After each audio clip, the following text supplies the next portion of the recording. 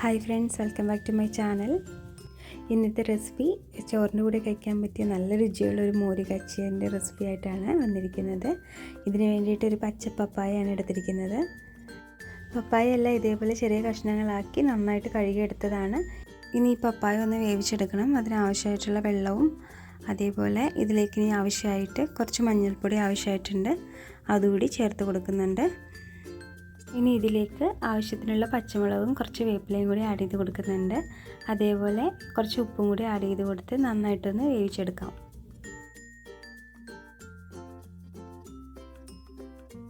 പപ്പായ വേകുന്ന സമയം കൊണ്ട് നമുക്ക് ഇതിലേക്ക് ആവശ്യമായിട്ടുള്ള അരപ്പ് തയ്യാറാക്കിയെടുക്കാം. അതിലേക്ക് ആവശ്യമായിട്ട് തേങ്ങ എടുത്തിട്ടുണ്ട്, അതേപോലെ കുറച്ച് മഞ്ഞൾപ്പൊടി, കുറച്ച് കറിവേപ്പില, ചെറിയ ഉള്ളി, അതേപോലെ വെളുത്തുള്ളി, കുറച്ച് ജീരകം. ഇതെല്ലാം കൂടി ഒന്ന് മിക്സിയിൽ കുറച്ച് വെള്ളം കൂടി ചേർത്ത് ഒന്ന് നന്നായിട്ട് അരച്ചെടുക്കാം.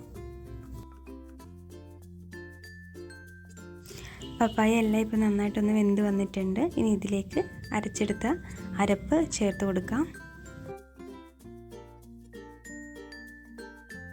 ഇനി ഇത് നന്നായിട്ടൊന്ന് വേവിച്ചെടുക്കാം.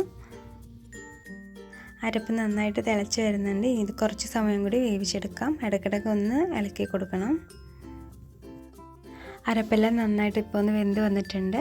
ഇനി ഇതിലേക്ക് തൈരാണ് ആഡ് ചെയ്ത് കൊടുക്കുന്നത്. കട്ടയായിട്ടുള്ള തൈരാണെങ്കിൽ ഒന്ന് മിക്സിയുടെ ജാറിലിട്ട് അടിച്ചതിന് ശേഷം ആഡ് ചെയ്ത് കൊടുക്കുക. കുറച്ചുകൂടി ഉപ്പ് ഞാൻ ആഡ് ചെയ്ത് കൊടുക്കുന്നുണ്ട്.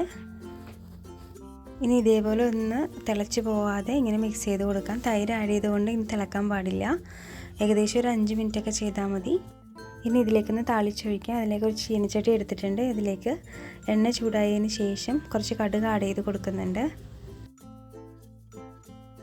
കടുകെല്ലാം ഒന്ന് പൊട്ടി വരുന്നുണ്ട്. ഇനി ഇതിലേക്ക് കുറച്ച് ഉലുവ ആഡ് ചെയ്ത് കൊടുക്കുന്നുണ്ട്.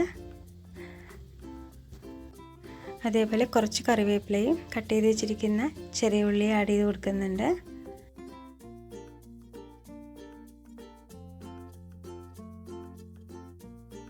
ഉള്ളി ചെറുതായിട്ടൊന്ന് മൂത്തിട്ടുണ്ട്. ഇനി ഇതിലേക്ക് കുറച്ച് കാന്താരിമുളകും കുറച്ച് ഉണക്കമുളകും ആഡ് ചെയ്ത് കൊടുക്കുന്നുണ്ട്. ഇനി ഇതെല്ലാം കൂടി നന്നായിട്ടൊന്ന് മൂത്ത് വരണം.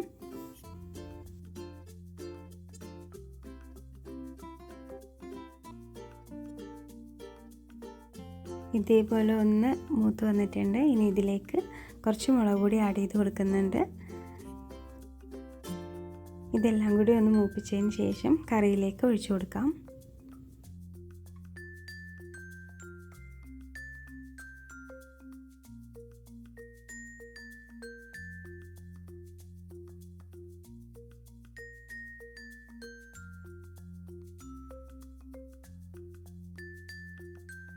ഇത്രയേ ഉള്ളൂ. ഊണിലൂടെ കഴിക്കാൻ പറ്റിയ നല്ലൊരു സൂപ്പർ ടേസ്റ്റി ആയിട്ടുള്ള കറിയാണ്. എല്ലാവരും ഒന്ന് ട്രൈ ചെയ്ത് നോക്കുക.